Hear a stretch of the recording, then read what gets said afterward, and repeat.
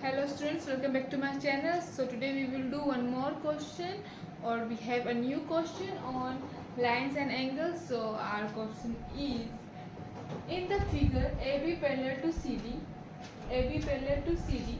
and EF is a transversal cutting them at G and H.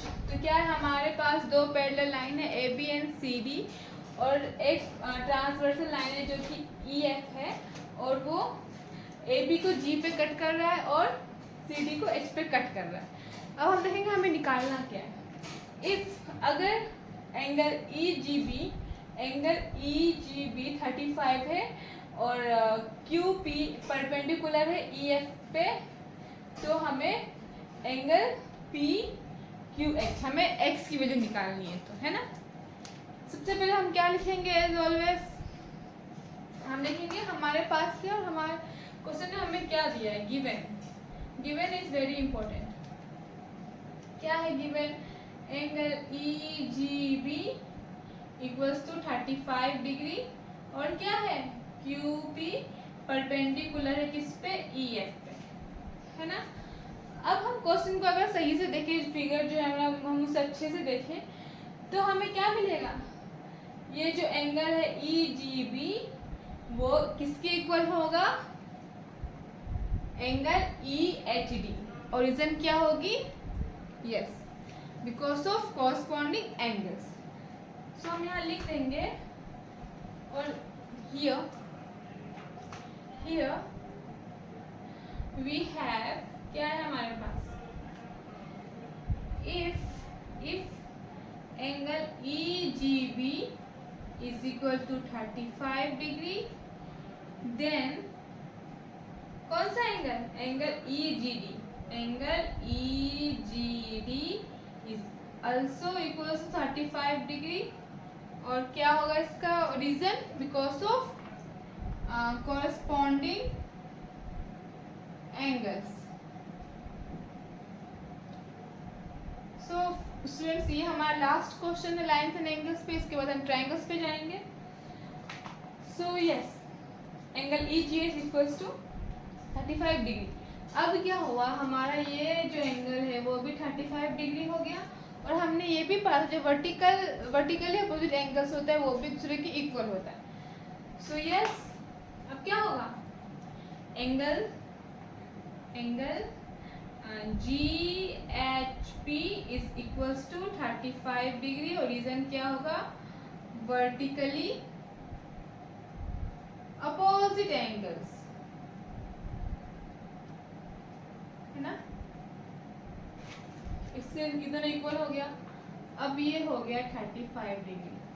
और question में क्या दिया गया है, QP परपेंडिकुलर है EF के. अगर कोई लाइन किसी लाइन में परपेंडिकुलर है, इसका मतलब कि वो एंगल क्या बनाएगी, वो एंगल बनाएगी 90 डिग्री. सो क्या लिखेंगे हम, इफ QP, या फिर आप डायरेक्ट ऐसे भी लिख सकते हैं, एंगल, कौन सा एंगल है, QPH is equals to 90 degree. और इसका रीजन क्या होगा, because QP is perpendicular on EF. ठीक है यहाँ तक, क्योंकि QP जो है वो परपेंडिकुलर EF. अगर परपेंडिकुलर इसका मतलब वो 90 डिग्री ही बनाएगा. अब हमें क्या ढूंढना है, एंगल PQH, है ना, एंगल PQH. यस, अब हमें ये भी पता है कि जो ट्रायंगल्स के एंगल्स होते हैं उनका सम कितना होता है, यस, उनका सम होता है 180 डिग्री. तो हमारे पास दो एंगल्स है ना. अब हमें तीसरा एंगल निकालना है, तो हम कैसे निकालेंगे, यस, हम इन तीनों एंगल को सम करेंगे और उनका सम होगा 180, बिकॉज जो ट्रायंगल का सम होता है एंगल्स के वो होता है 180 डिग्री. सो यस, अब हमारे पास क्या है, हमारे पास सब है, मान, ठीक है. सो यस, एंगल क्या निकालना है, PQH प्लस कौन सा होगा, 90 डिग्री. ओके, पहले हम एंगल लिख लेंगे, सबसे इजी होगा. यस, एंगल QPH प्लस कौन सा एंगल होगा, ये वाली QHP angle Q H P और इक्वल्स टू 180 और रीजन क्या होगा, sum of angle of a triangle is 180 degree. ठीक है, यहाँ तक सबको क्लियर है। Sum of angles of a triangle is 180 degree. तो अब हमारे पास क्या है, angle P Q H. Angle P Q H क्या है हमारा, नहीं है, तो इसको मानेंगे x डिग्री, क्योंकि यहाँ दिया गया ना क्वेश्चन में x है। प्लस क्यू पी एच कितना है हमारा 90 degree. Angle Q H P कितना है, Q H P 35, okay, equals to 180। और अगर हम इनको सम करें तो कितना आएगा, 5 and 12 है ना, इक्वल्स टू 180 डिग्री। और x ट्रांसपोज करेंगे वैल्यू को 125 को, तो कितना आंसर आएगा, 55 degree.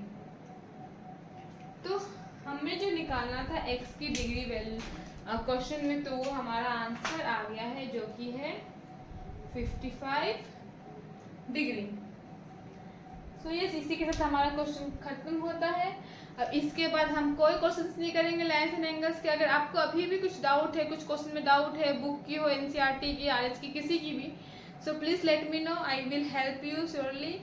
And yes, thank you for watching, and if you like the video then please like, share and subscribe. Thank you. Bye bye.